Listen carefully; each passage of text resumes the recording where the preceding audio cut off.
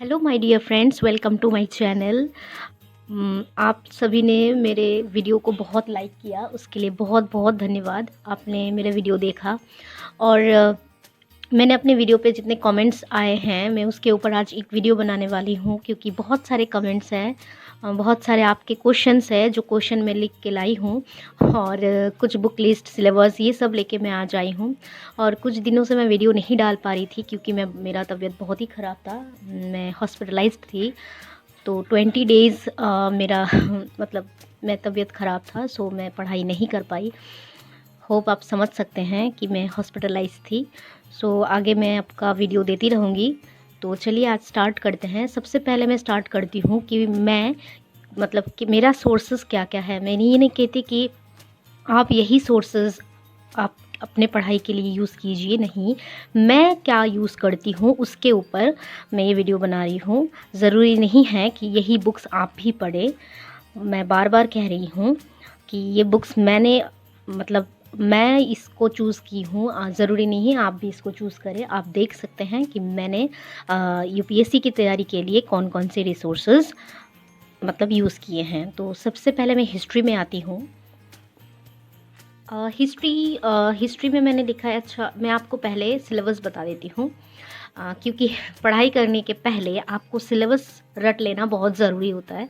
Syllabus अगर आपको नहीं पता तो आप कुछ नहीं कर पाएंगे, क्योंकि सबसे मेन होता है सिलेबस। तो सभी लोगों ने मुझसे पूछा कि सिलेबस आप कहाँ से अपलोड होता है, क्या कहाँ से मैं डाउनलोड करूँ। तो मैं आपको बताती हूँ कि दिशा का जो है, दिशा पब्लिशर का ये यूपीएससी का सिलेबस आता है। आप लोग इसको ले सकते हैं, ये ऑनलाइन अवेलेबल है फ्लिपकार्ट और अमेज़न में। तो ये जो है ये इसमें ये 3rd एडिशन का है, मे बी अभी न्यू आ गया होगा। तो आप यहाँ से ले सकते हैं, इसमें आपको इजीली मिल जाएगा। और एडिशन से कोई मतलब नहीं होता है, क्योंकि थोड़ा बहुत ही चेंजेस होता है, ज़्यादा कुछ नहीं।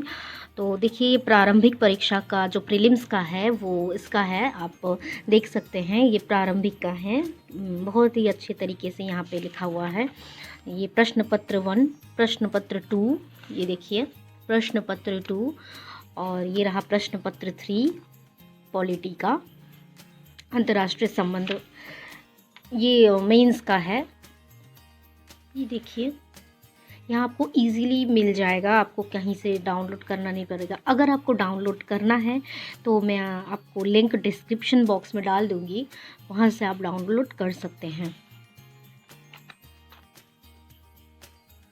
और एक बात आपको सबको बताना चाहती हूँ, कोई आप मुझसे पूछ रहे थे कि सिलेबस को टॉपिक वाइज मतलब कोई होता है ना, सिलेबस को अच्छी तरह समझ नहीं पाते हैं, कितना पढ़े क्या पढ़े समझ नहीं आता, सिलेबस को देखने के बाद भी मतलब तोड़ के नहीं समझ पाते हैं। तो मैं आपको ये बताना चाहती हूँ कि AFEIS एक यूट्यूब चैनल है, तो वहाँ पे आप जा सकते हैं। डॉक्टर विजय अग्रवाल सर का है चैनल। वहाँ पे विजय अग्रवाल सर ने बहुत ही अच्छी तरीके से चारों पेपर को तोड़ के बहुत अच्छे से समझाया है, उसे आप लिख सकते हैं। मैंने वहाँ यहाँ पे लिखा हुआ है, मैं थोड़ा सा आपको दिखाती हूँ। ये रहा AFEIS, ये आपको यूट्यूब में मिल जाएगा चैनल, और आपको प्ले स्टोर में भी इनका मतलब मिल जाएगा। इनका जो ऐप है आप प्ले स्टोर में भी मिल जाएगा, आप इसको डाउनलोड कर लीजिए। इसमें आपको हर रोज़ का रेडियो लेक्चर, आपका जो पेपर का जो कटिंग्स होता है वो भी आपको मिल जाएगा। जो इम्पॉर्टेंट कटिंग्स होते हैं वही सर देते हैं, तो आपको बहुत हेल्प हो जाएगा उससे। और वहाँ पे भी आप सिलेबस डाउनलोड कर सकते हैं, वहाँ पे आप NCERT डाउनलोड कर सकते हैं, सिलेबस डाउनलोड कर सकते हैं। तो आई होप आपका जो कन्फ्यूजन था वो दूर हो गया। तो चलिए अभी मैं बताती हूँ। ये जो है ये सर ने बहुत अच्छी तरीके से यूट्यूब चैनल में बताया था। जैसे इंडियन हिस्ट्री एंशिएंट में हमको क्या पढ़ना है, छोटे छोटे टुकड़ों में उन्होंने बहुत अच्छे से समझाया है। इस तरीके से मैंने उसको नोट डाउन कर लिया है। आप चाहे तो आप इनके यूट्यूब चैनल को विज़िट कर सकते हैं, और अगर हो सके तो मैं इनका चैनल का डिस्क्रिप्शन बॉक्स में दे दूँगी लिंक, तो आप वहाँ जाके देख सकते हैं। देखिए, ज्योग्राफी का इन्होंने बहुत ही अच्छे तरीके से समझाया कि मूलभूत सिद्धांत, भूगोल के मूलभूत सिद्धांत में भी क्या पढ़ना है, किस तरीके से पढ़ना है, बहुत अच्छे तरीके से समझाए हैं। आई होप आपको समझ में आ गया होगा। चलिए अभी बुक लिस्ट में आते हैं। तो सबसे पहले आता है हिस्ट्री। तो हिस्ट्री में सबसे पहले आपको एनसीईआरटी 6 to 12 पढ़ना है। मैं एक बात आपसे कहना चाहती हूँ, मैं कोई कोचिंग नहीं लेती हूँ, लेकिन अगर आप कोचिंग नहीं ले रहे हैं और ले भी रहे हैं तो मुझे लगता है एनसीईआरटी आपको बहुत बहुत मदद करता है यूपीएससी के लिए। तो बिना एनसीईआरटी के आप आगे मत बढ़िए। अगर आप ह्यूमैनिटी बैकग्राउंड के ऑलरेडी हैं, मतलब आप आर्ट्स लेके पढ़े हैं, तो ठीक है। अगर आपको लगता है कि नहीं आप 9 से 12 करेंगे, वो आपके ऊपर है। लेकिन अगर आप चाहते हैं कि आपका बेसिक मजबूत हो, तो मैं चाहूँगी कि आप एनसीईआरटी मस्ट और मस्ट पढ़ें, ज़रूर पढ़ें। उसके बाद ये कंप्लीट करने के बाद आप आइए एंशियंट हिस्ट्री में। तो एंशियंट हिस्ट्री का आर एस शर्मा, मैंने आर एस शर्मा का बुक लिया है। ये रहा आर एस शर्मा का बुक। तो ये मैंने अमेज़ॉन से लिया है। आप लोकल मार्केट में अगर आपको मिल जाता है तो बहुत अच्छी बात है। क्योंकि मैं बंगाल में रहती हूँ तो थोड़ा बहुत प्रॉब्लम हो जाता है, इसलिए मैं अमेज़ॉन से मंगवाई हूँ। और आप चेक कर लीजिएगा, क्योंकि इसमें मेरा एक प्रॉब्लम ये हुआ था कि कुछ पेजेस मिसिंग था। इसके बाद मैंने फिर से एनसीईआरटी मंगवाया 2-3 पेजेस के लिए। तो आप एक बार चेक कर लीजिएगा, बाकी कोई प्रॉब्लम नहीं है। और आर एस शर्मा का जो वर्डिंग है बहुत ईजी है, आपको समझ में बहुत जल्दी आ जाएगा। दूसरा है मिडिवल एम हिस्ट्री, दैट मीन्स मध्यकालीन भारत, सतीश चंद्र। अच्छा, मैं एक बात आपको बताना चाहती हूँ, मिडिवल से इतना ज़्यादा क्वेश्चन नहीं आते हैं, लेकिन अगर आपका ऑप्शनल हिस्ट्री है तो मैं चाहती हूँ कि आप अच्छे से पढ़ें मिडिवल को। और अगर आपका नहीं है तो आप मिडिवल को बाद में पढ़ सकते हैं, या भी मैं कहती हूँ छोड़ भी सकते हैं, कोई ये नहीं है। इसमें ज़्यादा क्वेश्चन नहीं आते हैं, लेकिन यूपीएससी है, कुछ कहा नहीं जा सकता। फिर भी आप छोड़ के मत जाइएगा, लेकिन लास्ट में भी आप पढ़ सकते हैं। तो मिडाइवल के लिए मैंने सतीश चंद्रा का बुक लिया है। ये रहा सतीश चंद्रा का मिडाइवल का बुक। और ये भी मैं लोकल मार्केट से ली हूँ, मुझे मिल गया था, तो आप अपने हिसाब से देख लीजिएगा। ये सतीश चंद्रा का बुक है।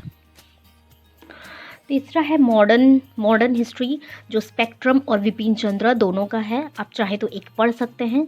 मेरा हिस्ट्री ऑप्शनल है, इसलिए मैंने दोनों लिया है। और अगर आप चाहें, क्योंकि मॉडर्न हिस्ट्री जो है बहुत इंपॉर्टेंट होता है यूपीएससी के लिए, तो आप दोनों पढ़ सकते हैं। अगर आपके पास टाइम नहीं है तो फिर आप कोई एक ले सकते हैं। तो मैं आपको सबसे पहले स्पेक्ट्रम दिखाती हूँ। ये रहा स्पेक्ट्रम, ये राजीव अहिर जी का होता है। तो ये बहुत ही अच्छा बुक है। आपको टॉपिक वाइज ये क्लियर किया हुआ है, ये मैंने पढ़ा है। टॉपिक वाइज क्लियर किया हुआ है, छोटे छोटे पॉइंट्स देकर इसमें क्लियर किया हुआ है। तो ये इजी लैंग्वेज में भी लिखा हुआ है, आपको समझ में आ जाएगा। तो स्पेक्ट्रम का बुक ले सकते हैं, या आप ले सकते हैं विपिन चंद्र जी का। तो विपिन चंद्र का ये बुक भी बहुत फेमस है, आप लोग सभी इस बुक से परिचित होंगे। विपिन चंद्र का भी बुक बहुत ही अच्छा है, लेकिन इसमें आपको टॉपिक वाइज नहीं मिलेगा, आपको सीरियल वाइज ऐसे ही दिया हुआ है। तो आप देख सकते हैं, दोनों ले सकते हैं, या तो कोई एक ले सकते हैं। अगर आपके पास टाइम है तो दोनों ही पढ़िए, मैं कहूँगी। लास्ट है आर्ट एंड कल्चर। ये हिस्ट्री का ही पार्ट है, ये हिस्ट्री से अलग नहीं है, हिस्ट्री के साथ ही आता है। तो आर्ट एंड कल्चर में नितिन सिंघानिया एनफ होता है, और सारे चैप्टर्स नहीं पढ़ना होता है। मैं आप किसी और वीडियो में बताऊंगी कि आपके कौन से चैप्टर्स बहुत ज़्यादा इंपॉर्टेंट है। मैं आपको बुक दिखा देती हूँ। ये है नितिन सिंघानिया का बुक, ये 3य संस्करण का है, 3rd एडिशन में भी नया एडिशन निकल सकता है, लेकिन इसमें कुछ ज़्यादा फर्क नहीं पड़ता। ये नितिन सिंघानिया का बुक है। मैक्रो हिल का लेना है आपको, और ये बेस्ट है, आपको और किसी चीज़ पढ़ने की ज़रूरत नहीं होगी। चलिए अब आते हैं दूसरे सब्जेक्ट में। दूसरा है ज्योग्राफी। तो सेम मैं आपको वही बात दोहराऊंगी नहीं कि एनसीईआरटी मस्ट है, 6 to 12 मस्ट है। ज्योग्राफी के लिए आप आँख बंद करके 6 to 12 बहुत अच्छे से पढ़िए, यही आपको कवर कर देता है। ज़रूरत नहीं पड़ता है स्टैंडर्ड बुक का। फिर भी अगर आप स्टैंडर्ड बुक लेना चाहते हैं, मैंने लिया है, क्योंकि हम लोग कोचिंग नहीं ले रहे हैं, तो इस हिसाब से थोड़ा ज़्यादा पढ़ना पड़ता है मेरे हिसाब से। मैं रॉन्ग हो सकती हूँ। तो मैंने महेश कुमार वर्णमाल का एक बुक है, और दूसरा है माजिद हुसैन। दोनों ही बहुत अच्छे बुक हैं, और मैंने अभी महेश कुमार वर्णमाल लिया हुआ है। ये आप बुक देख सकते हैं, महेश कुमार वर्णमाल। आप चाहे तो माजिद हुसैन भी ले सकते हैं, दोनों में से दोनों बुक ही अच्छे हैं। अब अगर आपको चाहे तो आप माजिद हुसैन ले सकते हैं, या महेश कुमार वर्णमाल, कोई भी एक ले सकते हैं। और एनसीईआरटी मस्ट। एंड साथ आपको ज्योग्राफी पढ़ते हैं तो आप एटलस साथ में रखिए, जो बहुत बहुत इम्पॉर्टेंट है। स्टूडेंट एटलस ऑक्सफोर्ड का। तो ऑक्सफोर्ड का ये स्टूडेंट एटलस है जो आपको ज्योग्राफी पढ़ने के साथ साथ रखना चाहिए, और हमेशा आपको ये साथ रख के पढ़ना चाहिए, क्योंकि आप जानते हैं ना, मैथ बहुत ही इम्पोर्टेंट होता है। दूसरा है पॉलिटी। चलिए, पॉलिटी एनसीईआरटी 6 to 12 आप पढ़ सकते हैं। 6-7 आप छोड़ भी सकते हैं, आप 8 से पढ़ सकते हैं। मैंने 6-7 से किया है, आप 8 to 12 भी पढ़ सकते हैं। और सब जानते हैं पॉलिटी का, ये कहने का कोई बात ही नहीं है। एम लक्ष्मीकांत सब परिचित है, क्योंकि इनके बिना तो हो ही नहीं सकता। पॉलिटी एम लक्ष्मीकांत, गीता, बाइबल, कुरान सब है। तो ये 6वां संस्करण है, आपको लोकल मार्केट में मिल जाए तो बहुत अच्छी बात है। अमेज़ॉन, फ्लिपकार्ट दोनों में अवेलेबल मिलता है, सो आप देख लीजिएगा। ये बहुत गीता, कुरान, बाइबल पॉलिटी के लिए बहुत ही बढ़िया बुक है, इससे बढ़िया बुक आपको नहीं मिलेगा। चलिए, नेक्स्ट है economics. Economics NCERT 9 to 12 must है। 11-12 बहुत ही तो आपको पढ़ना पड़ेगा अच्छे से। और रमेश सिंह और दृष्टि पब्लिकेशन, रमेश सिंह भी आप ले सकते हैं या दृष्टि भी ले सकते हैं। मैंने दृष्टि का लिया है, आप देखिए ये वाला दृष्टि का है। क्योंकि बुक से आप इकोनॉमिक्स नहीं पढ़ सकते, मैं मतलब आप कवर नहीं कर सकते, बस एक जनरल नॉलेज के लिए आप ले सकते हैं। लेकिन इकोनॉमिक्स आपको कवर करना है तो करंट अफेयर्स से करना पड़ेगा, बजट, पीआईबी, गवर्नमेंट वेबसाइट्स वगैरह से आपको इकोनॉमिक्स कवर करना पड़ेगा। नेक्स्ट है एनवायरनमेंट। एनवायरनमेंट के लिए आप शंकर आयस ले सकते हैं, जो बहुत ही अच्छा बुक है। क्योंकि शंकर आयस मुझे नहीं पता हिंदी में मिलता है कि नहीं, मैंने दृष्टि का लिया है। शंकर आयस भी बहुत अच्छा बुक है, और दृष्टि भी। तो मैं आपको दिखाती हूँ दृष्टि का बुक। दृष्टि का ये पर्यावरण और पारिस्थितिकी, ये बहुत ही अच्छा बुक है। ये अपने आप में ये सिलेबस को भी कवर कर देता है, तो आप ये ले लीजिएगा तो आपका कोई प्रॉब्लम नहीं होगा। एथिक्स के लिए आप लेक्सिकॉन ले सकते हैं, मैंने अभी कोई बुक नहीं लिया है। अगर मैं कोई बुक लेती हूँ या लेक्सिकॉन के अलावा कोई बुक लेती हूँ तो मैं आपको ज़रूर इन्फॉर्म करूँगी और वीडियो में ज़रूर डाल दूँगी। तो मैंने अभी तक ये बुक नहीं लिया है, मैंने पहले भी बताया था आपको, मैंने सारा बुक अभी तक नहीं लिया है, तो लेक्सिकॉन का आप ले सकते हैं। साइंस एंड टेक्नोलॉजी के लिए आप एनसीईआरटी 6 to 10 अवश्य ही पढ़ें। 6 to 10 ये याद रखिएगा, 6 to 10। और अगर आप चाहें तो 11 और 12 का बायोलॉजी का पढ़ सकते हैं। और स्टैंडर्ड बुक जो है वो आप दृष्टि का ले सकते हैं। अगर आपको इससे भी अगर चाहिए कि आपको लगता है कि थोड़ा बहुत आपका कन्फ्यूजन है, तो आप दृष्टि का बुक भी इसके साथ पढ़ सकते हैं। लेकिन ज़रूरत नहीं होता है, आप 6 to 10 पढ़ लेते हैं तो ये इनफ हो जाता है। लेकिन अगर चाहिए तो दृष्टि का भी आप ले सकते हैं। इंटरनल सिक्योरिटी, अंतर्राष्ट्रीय आंतरिक सुरक्षा, तो ये है अशोक कुमार विपुल, मैक्रो हिल का। ये रहा ये बुक, ये आपको मेंस में लगेगा। भारत की आंतरिक सुरक्षा, अशोक कुमार और विपुल, ये भी बहुत अच्छा बुक है। मैक्रो हिल का आपको लेना है, ये अमेज़ॉन, फ्लिपकार्ट या आपको कहीं भी मिल जाएगा लोकल मार्केट में। नेक्स्ट है इंटरनेशनल रिलेशन, 21वीं सदी में अंतर्राष्ट्रीय संबंध, या पुष्पेश पंत का ले सकते हैं। मैंने अभी तक नहीं लिया है, अगर मैं लेती हूँ तो आपको ज़रूर दिखाऊंगी। अगर पुष्पेश पंत नहीं लेती हूँ तो भी मैं आपको दिखाऊंगी, लेकिन पुष्पेश पंत बेटर होता है। तो ये मैं आपको यही रेफ़र करूँगी कि पुष्पेश पंत लीजिए।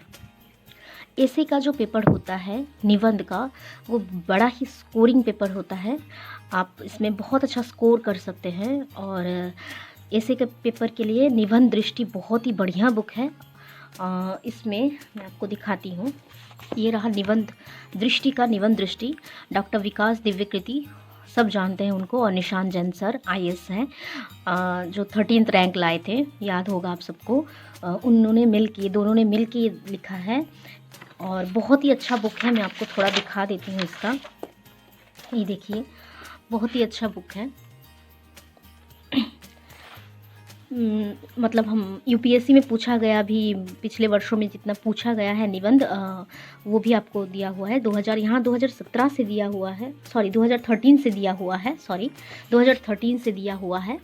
ये देखिए 2013 से दिया हुआ है, तो आपको मिल जाएगा। और पढ़ने से आपको पता चल जाएगा कि निबंध को कैसे लिखना है।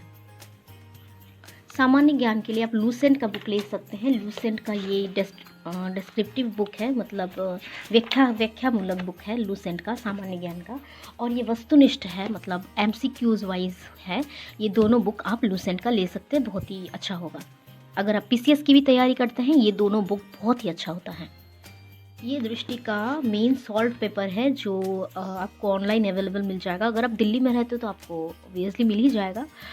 तो ये मतलब बहुत ही अच्छा है, सॉल्व पेपर है पिछले वर्षों का। ये तो दिखाती हूँ मैं, 2013 से 19 तक के मुख्य परीक्षा के सारे प्रश्न यहाँ पे सॉल्व किया हुआ है। बहुत ही अच्छा बुक है। आपको ये पढ़ने से क्या होगा ना, आपको आंसर राइटिंग में मतलब ये मिलेगा कि आपको आंसर राइटिंग किस तरीके से करना है ना। तो आप इसको ले सकते हैं सॉल्व पेपर के हिसाब से।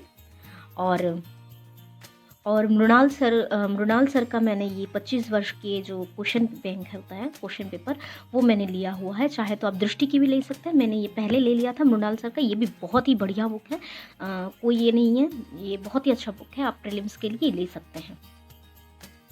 और कुछ लोग पूछ रहे थे कि आप प्रीलिम्स की तैयारी कैसे कर रहे हैं, तो मैं आपको बताना चाहती हूँ कि प्रीलिम्स और मेंस की तैयारी मैं अलग अलग नहीं कर रही हूँ। मैं मेंस की तैयारी कर रही हूँ क्योंकि मेंस से ही प्रीलिम्स का हो जाता है आपका। तो आप कभी अलग अलग तैयारी मत कीजिए, मेंस का तैयारी कीजिए, आपका प्रीलिम्स का हो जाएगा। आप फिर 2-3-4 महीने पहले से थोड़ा बहुत प्रीलिम्स का तैयारी कर सकते हैं क्योंकि मेंस में ही आपका सारा कवर हो जाता है। और फिर मैं कहना चाहूँगी कि प्रीलिम्स की तैयारी हेतु मैंने ये बुक लिया है, सामान्य अध्ययन मैक्रो हिल का। तो ये आप ले सकते हैं। और आपको प्रैक्टिस सीरीज़ दृष्टि का मिल जाता है, वो भी आप ले सकते हैं। टेस्ट सीरीज़ ज्वाइन कर सकते हैं, टेस्ट सीरीज़ खरीद सकते हैं। वो मैं आपको बाद में वीडियो में बता दूंगी, जैसे जैसे मैं खरीदती जाऊंगी आपके साथ शेयर करती जाऊंगी। और मैं यही कहना चाहूँगी कि प्रीलिम्स की तैयारी आप अलग मत कीजिए, मेंस और प्रीलिम्स को अलग नज़र से मत देखिए क्योंकि मेंस की तैयारी के लिए आपके पास टाइम नहीं होगा, इसलिए मेंस की तैयारी पहले कीजिए। और आप जो एनसीईआरटी ख़त्म करेंगे उसके बाद ये बुक का आप पढ़ सकते हैं। एनसीईआरटी ख़त्म करने के बाद ये बुक मैं पढ़ूँगी, ये प्रीलिम्स के लिए है, प्रीलिम्स के बेसिस से मैं ये इसको लर्न करूँगी। सीसेट के लिए मैंने अरिहंत का ये बुक लिया है। आर.एस. अग्रवाल का भी रीजनिंग का बुक आता है, वो भी ले सकते हैं आप। और मैंने अभी सीसेट का पूरा सेट नहीं लिया है, ये मैंने अभी लिया है। जैसे जैसे मैं बुक्स लूँगी और मैं तैयारी जैसे शुरू करूँगी मैं आपको बताती जाऊँगी क्योंकि मैं अभी न्यू हूँ, इसलिए मैं इतना सारा बुक एक साथ नहीं ली हूँ। मैगज़ीन के लिए आप पढ़ सकते हैं योजना कुरुक्षेत्र या दृष्टि या विज़न आईएएस। ये मैगज़ीन्स मैं दृष्टि का ही ले रही हूँ अभी। विज़न आईएएस भी आप ले सकते हैं, दोनों पढ़ सकते हैं क्योंकि दृष्टि और विज़न आईएएस जो है योजना कुरुक्षेत्र और न्यूज़ वगैरह सब मिला के ये लोग लिखते हैं, बहुत ही अच्छा होता है। तो आप दृष्टि विज़न आईएएस का मैगज़ीन ले सकते हैं और योजना कभी कभी पढ़ सकते हैं।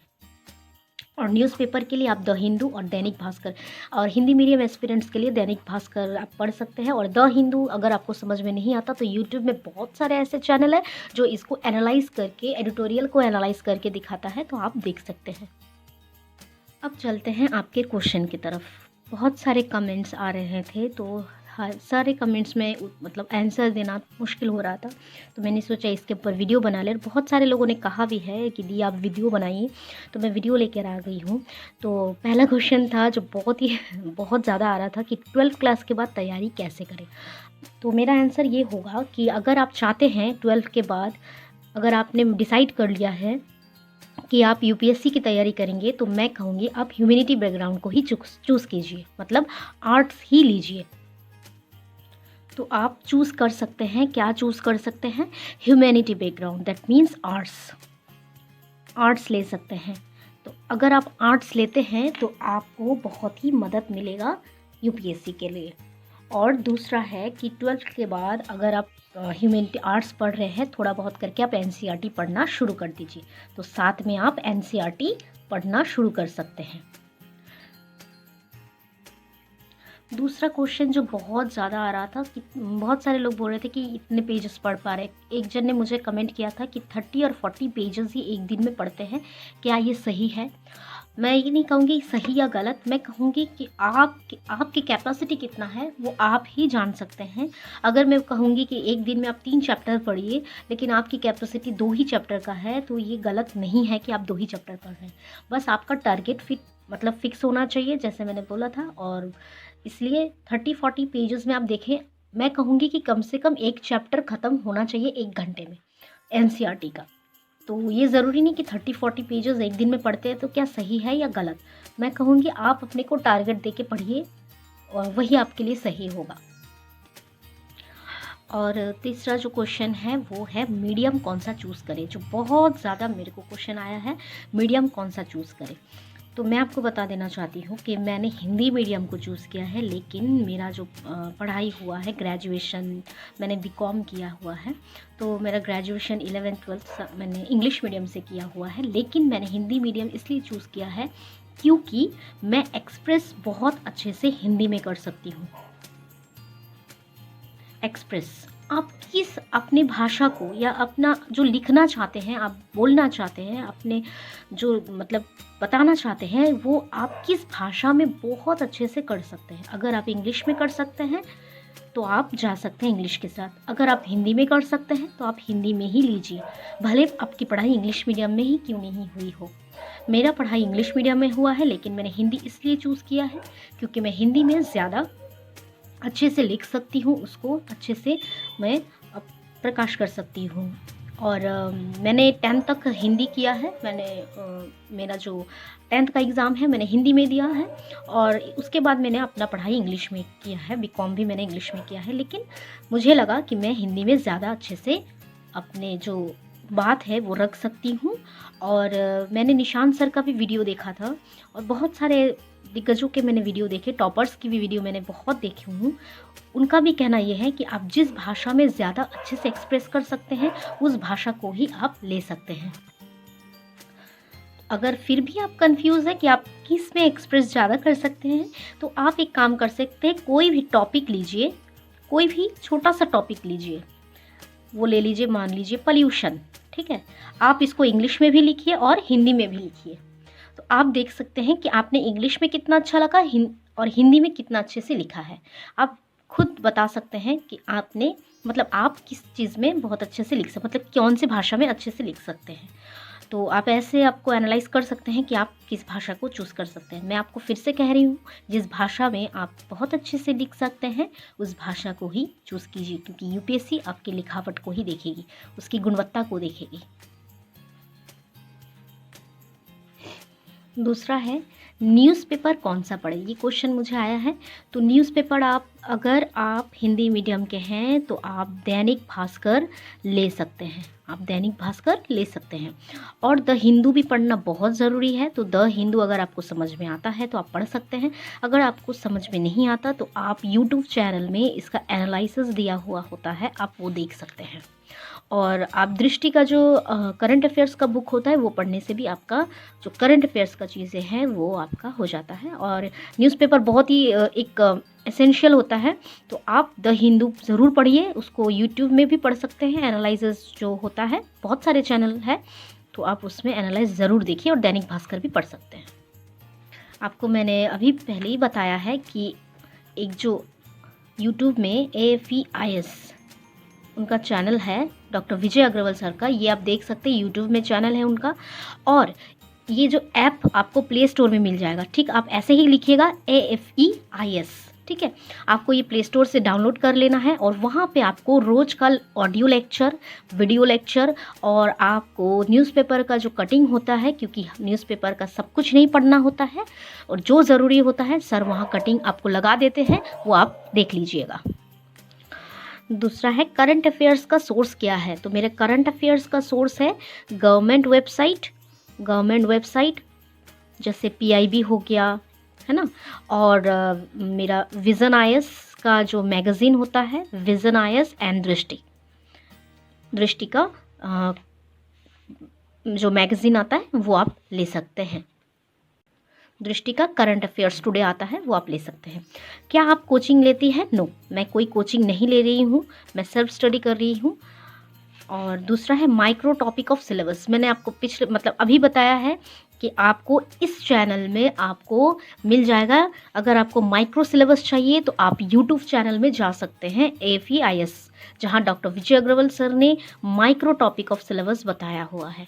आई होप आपको सारे क्वेश्चन का आंसर मिल गया है। फिर भी आपको अगर कोई क्वेश्चन आपको पूछना है तो आप पूछ सकते हैं। अगले वीडियो में मैं आपके सारे क्वेश्चन को ऐसे ही लाऊंगी। आई होप आपको अच्छा लगा है। अगर मेरा वीडियो अच्छा लगे तो प्लीज़ लाइक कीजिए, सब्सक्राइब कीजिए और बेल आइकन को ज़रूर क्लिक कीजिए। मिलते हैं अगले वीडियो पे, तब तक के लिए बाय।